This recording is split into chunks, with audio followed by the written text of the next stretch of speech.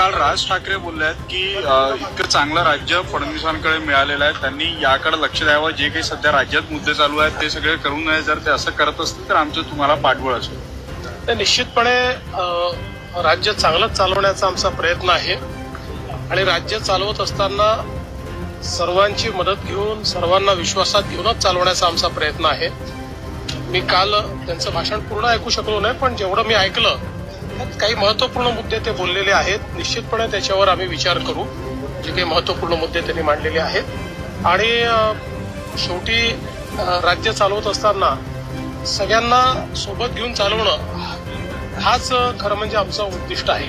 संजय राऊत असं बोललेला आहे की महाराष्ट्रातला असेल आणि तुमच्याकडे इशारा होता संजय राऊत पुढचा संघातून निवडेल पुढचा वारा. ते म्हटले की मोदीचा उत्तराधिकारी अप्रत्यक्षरित्या फडणवीस असं ते म्हटलं. मोदीजींचा उत्तराधिकारी शोधण्याचं कुठलंही कारण नाही.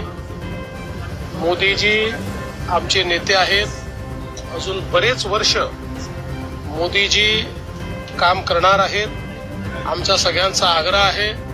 आम्ही 2029चे पंतप्रधान म्हणून मोदीजींकडेच बघतो आहे. पूर्ण देश बघतो आहे. त्यामुळे आता अशी चर्चा करणं योग्य होणार नाही. आणि भारतीय संस्कृतीमध्ये वडील जिवंत असताना मुलांचा विचार होत नाही, करायचाही नसतो. ही सगळी मुघली संस्कृती आहे की वडील जिवंत असताना मुलं अशा प्रकारचा विचार करतात. त्यामुळे आता कोणाचाही कुठेही उत्तराधिकारी निवडण्याच्या वेळही आलेले नाही, तसा प्रश्नही नाही. आणि जोपर्यंत माझा विषय आहे माझा त्याच्याशी संबंध येईल. मशिदीवरील भोंगे हटवण्याबाबत राज ठाकरेंनी महाराष्ट्र सरकारला विचार करण्याबाबत 100% जे नियमाच्या बाहेर आहेत आणि सुप्रीम कोर्टाने दिलेला जो आदेश आहे या आदेशाचं तंतोतंत पालन महाराष्ट्र सरकार करेल. कबरी संदर्भातही राज ठाकरे म्हणाले की छत्रपती शिवाजी महाराजांचं शौर्य होतं आणि ते गाळलं हे दाखवण्यासाठी ते कबर तिथं आहे. बघा, आमची भूमिका अतिशय स्पष्ट आहे की ही जी काही कबर त्या ठिकाणी आहे ही ASI ची प्रोटेक्टेड कबर आहे. त्यामुळे आम्हाला औरंगजेब आवडो का न आवडो कायद्याने 50, 60, 100 वर्षापूर्वी त्याला त्या काळामध्ये 60 वर्षापूर्वी प्रोटेक्शन मिळालेलं आहे.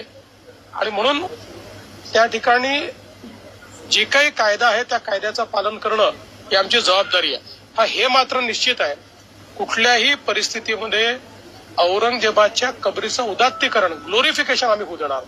राज्यातील बँकांमध्ये मराठी भाषा वापरली जाते की नाही हे तपासण्याचे आदेश मनसैनिकांना दिलेला आहे. यामुळे कायदा सुव्यवस्थेचा प्रश्न निर्माण होऊ शकतो. बँकेमध्ये काही घडामोडी होऊ शकते. मला असं वाटतं की ज्या ज्या ठिकाणी मराठी वापरणं आवश्यक आहे त्या ठिकाणी ती वापरली गेली पाहिजे. हा आग्रह असणं हे चुकीचं नाही.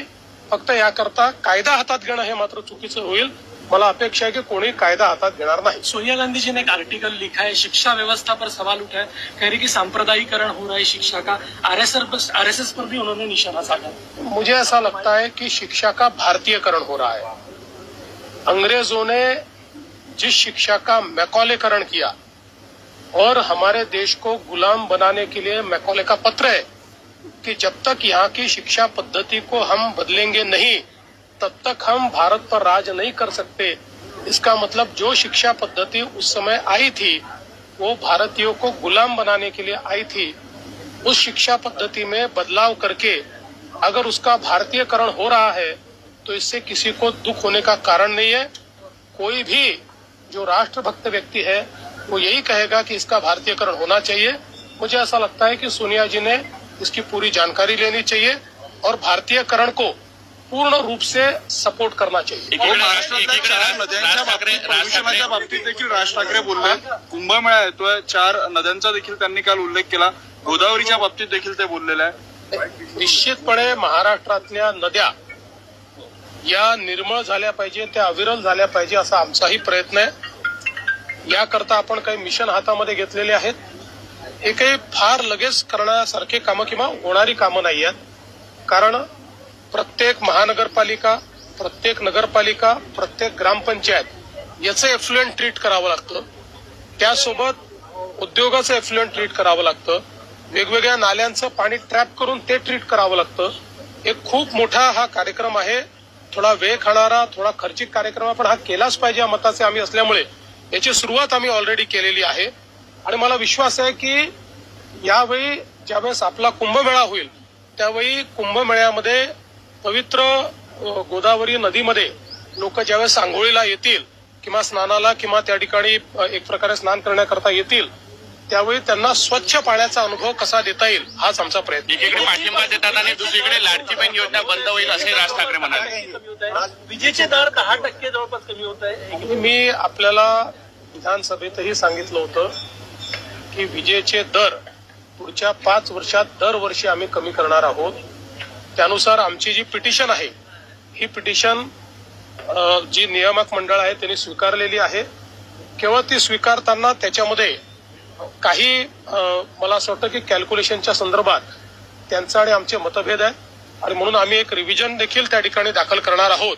तेवढे कॅल्क्युलेशनचे मतभेद जर दूर झाले तर लोकांना स्वस्त वीज देखील मिळेल आणि त्यासोबत आपली जी कंपनी आहे ही कंपनी देखील जी 70-80 हजार कोटीच्या डेटमध्ये ती पुढच्या 4 वर्षामध्ये आम्ही डेट फ्री देखील करू शकू या दृष्टीने एक रिव्ह्यू पिटिशन आम्ही त्या ठिकाणी दाखल करतो आहोत. मात्र मला आनंद आहे की आम्ही जे रेट कमी करण्याच्या संदर्भात पिटिशन दाखल केलं होतं त्याला मान्यता मिळालेली.